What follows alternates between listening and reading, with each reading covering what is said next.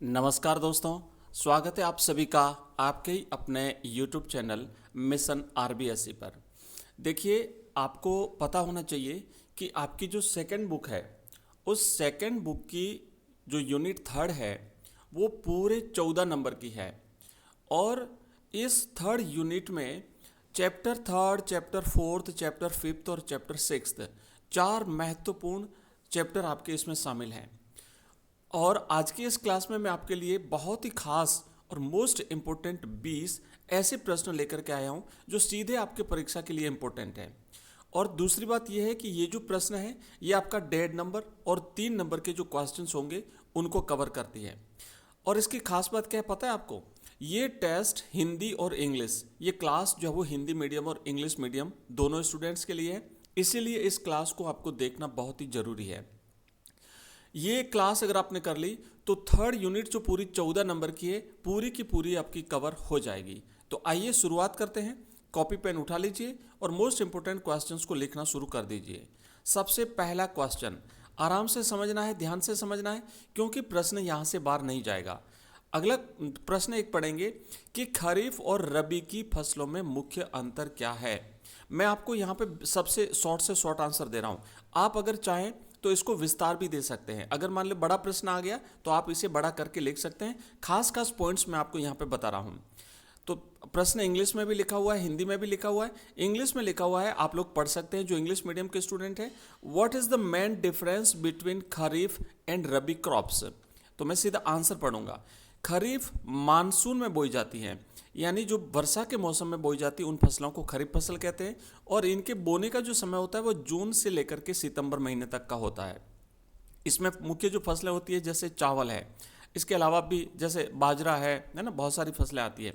जबकि अगर हम रबी की फसलों की बात करें तो ये शीत ऋतु में बोई जाती है और इनका जो समय होता है वो अक्टूबर से मार्च महीने तक का होता है ना। अक्टूबर में बोई जाकर के मार्च तक काट ली जाती है। और इसमें जो मुख्य फसल है वो गेहूं है, साथ साथ में इसमें सरसों आदि फसलें भी जो है वो बोई जाती हैं। इंग्लिश मीडियम वालों के लिए आंसर नीचे लिखा हुआ है, आप लोग पढ़ लीजिएगा। नेक्स्ट क्वेश्चन है दूसरा, नमामि गंगे कार्यक्रम का मुख्य उद्देश्य बताइए। तो आंसर आप है कि केंद्र सरकार की योजना है और जिसका उद्देश्य गंगा नदी के प्रदूषण को कम करना और उसका संरक्षण करना है। नेक्स्ट क्वेश्चन थर्ड है, भारत में अभ्रक के वितरण पर संक्षिप्त टिप्पणी लिखिए। क्वेश्चन लिखा, आंसर लिखा हुआ है कि भारत विश्व में अभ्रक का बड़ा उत्पादक है। यह मुख्य रूप से आंध्र प्रदेश के नेल्लोर, राजस्थान के भीलवाड़ा और झारखंड में पाया जाता है। मैं केवल हिंदी मीडियम के स्टूडेंट्स के लिए क्वेश्चन आंसर पढ़ रहा हूँ। इंग्लिश मीडियम के लिए साफ साफ आंसर क्वेश्चन भी लिखा हुआ है और आंसर लिखा हुआ है, आप लोग आराम से इसे पढ़ लेना। नेक्स्ट क्वेश्चन है चौथा कि पर्वतीय क्षेत्र विकास कार्यक्रम के दो उद्देश्य लिखिए। HADP आपको लिखना एक तो कि बागवानी और पशुपालन को बढ़ावा देना, और दूसरा है स्थानीय संसाधनों का उपयोग करके लोगों की आय को बढ़ाना।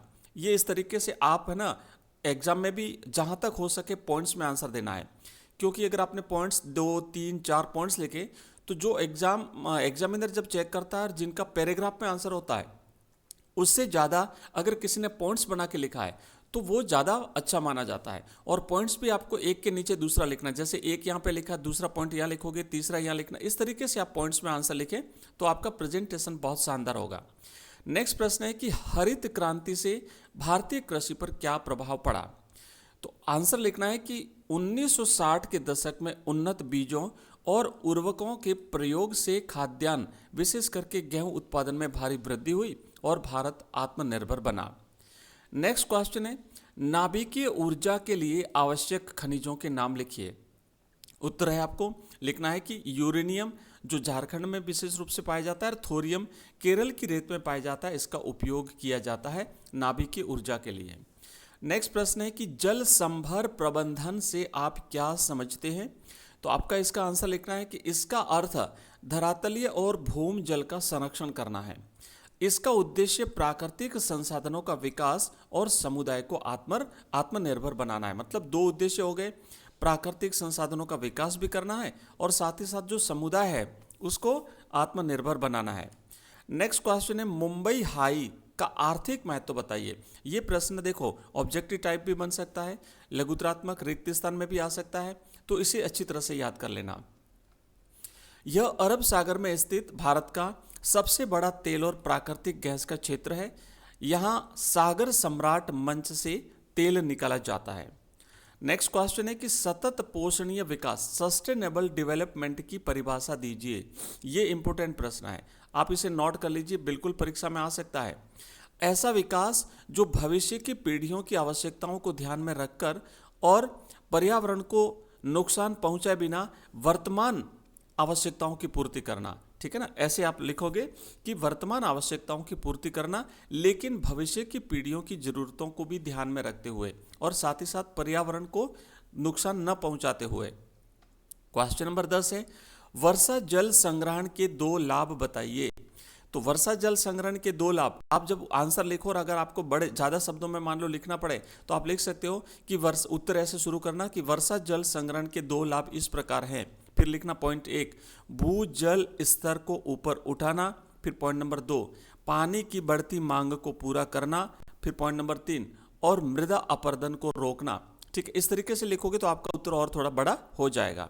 हमने कम से कम पॉइंट्स वाइज आंसर तैयार किए कम से कम शब्दों में, ताकि आपको पॉइंट याद रह जाए। मुख्य पॉइंट अगर आपको याद रह गए तो आपका जो है वो परीक्षा में प्रेजेंटेशन शानदार रहेगा। नेक्स्ट प्रश्न देखो, भारत में खनिजों के संरक्षण के कोई 2 उपाय सुझाइए। तो आप उत्तर लिखेंगे कि भारत में खनिजों के संरक्षण के 2 उपाय इस प्रकार हैं। पहला एक धातुओं का पुनर्चक्रण रिसाइकलिंग करना, और पॉइंट नंबर 2 सौर ऊर्जा जैसे नवीकरणीय स्रोतों का अधिक उपयोग करना। अगला क्वेश्चन है 12वां, शुष्क भूमि कृषि और आर्द्र भूमि कृषि में अंतर बताइए। तो आप आंसर लिखेंगे कि शुष्क कृषि 75 सेंटीमीटर से कम वर्षा वाले क्षेत्रों में होती है, जिसमें मुख्य जो फसलें होती है वो रागी है, बाजरा है, और जबकि आर्द्र कृषि अधिक वर्षा वाले क्षेत्रों में होती है, जहां पे चावल और जूट बोई जाती है। क्वेश्चन नंबर 13, इंदिरा गांधी नहर कमान क्षेत्र में सतत पोषण के लिए एक सुझाव दें। देखो इस प्रकार के प्रश्न ज्यादा बनेंगे, आप पे डाला जाएगा, आप सुझाव दें, है ना, वर्तमान परिस्थितियों से जोड़ें, या जो है उसे कैसे बेहतर बनाया जा सकता है। क्योंकि 12th क्लास के बच्चों को थोड़ा सा ऐसे आशा की जाती है कि भाई क्रिएटिविटी कितनी है स्टूडेंट्स में, तो इस प्रकार के प्रश्न आपसे ज़्यादा पूछे जा सकते हैं, ध्यान रखना है। तो आंसर लिखना है आपको कि जल प्रबंधन नीति का कड़ाई से पालन करना और कम पानी वाली फसलों जैसे खट्टे फल आदि को बढ़ावा देना। नेक्स्ट क्वेश्चन है कि ऊर्जा के अपरंपरागत स्रोतों का महत्व क्या है। तो आप लिखेंगे कि ऊर्जा के अपरंपरागत स्रोतों का महत्व इस प्रकार है, जैसे सौर, पवन और जैव ऊर्जा प्रदूषण मुक्त होती है, कभी समाप्त नहीं होती है और पर्यावरण के अनुकूल हैं। तो आप इसे पॉइंट बना सकते हैं, पॉइंट 1 ये, पॉइंट 2 में फिर आपको लिखना ये कभी समाप्त नहीं होती है, नंबर 3 है पॉइंट 3 में कि पर्यावरण के अनुकूल है, ठीक है, और भविष्य में इसकी कमी कभी नहीं होगी। इस प्रकार के पॉइंट आप बना बना के लिखेंगे। नेक्स्ट क्वेश्चन है कि भारतीय कृषि की अनियमित मानसून पर निर्भरता को समझाइए। तो आंसर लिखना है कि भारत में सिंचाई सुविधाओं की कमी है, इसीलिए कृषि उत्पाद सीधे मानसून की वर्षा की मात्रा और समय पर निर्भर करता है। क्वेश्चन नंबर 16 है नीरू मीरू कार्यक्रम का संबंध किस राज्य से है और इसका क्या उद्देश्य है। तो आंसर लिखना है कि यह कार्यक्रम आंध्र प्रदेश का है और इसका उद्देश्य जल संरक्षण और तालाबों की खुदाई द्वारा भूजल स्तर को बढ़ाना है। नेक्स्ट क्वेश्चन है खेतड़ी और बालाघाट खाने किस खनिज के लिए प्रसिद्ध हैं। तो ये तांबा की खदानें हैं, खेतड़ी राजस्थान में है और बालाघाट मध्य प्रदेश में है। नेक्स्ट क्वेश्चन लिखना आपको प्रश्न है कि सूखा संभावी क्षेत्र विकास कार्यक्रम DPAP का मुख्य लक्ष्य क्या है। तो आप लिखेंगे कि सूखे के प्रभाव को कम करना और प्रभावित क्षेत्रों में भूमि, जल और पशुधन का विकास करके रोजगार बढ़ाना। 19वां प्रश्न है जैव ऊर्जा प्राप्त करने के स्रोत क्या है। तो आंसर आपको लिखना है कि यह कृषि अवशेषों, नगर पालिका के कचरे और औद्योगिक अपशिष्टों की प्राप्ति की जाती है। और 20वां प्रश्न है चाय की कृषि के लिए उपयुक्त जलवायु दशाएं लिखिए। तो आप पॉइंट बना के लिख सकते हैं कि इसे उष्ण आर्द्र जलवायु चाहिए इसके लिए। पॉइंट नंबर 2 20 डिग्री से 30 डिग्री सेल्सियस तापमान चाहिए और पॉइंट नंबर 3, जड़ों में पानी न रुकने वाली ढालू भूमि चाहिए। तो इस तरीके से देखो हमने 20 क्वेश्चंस किए हैं।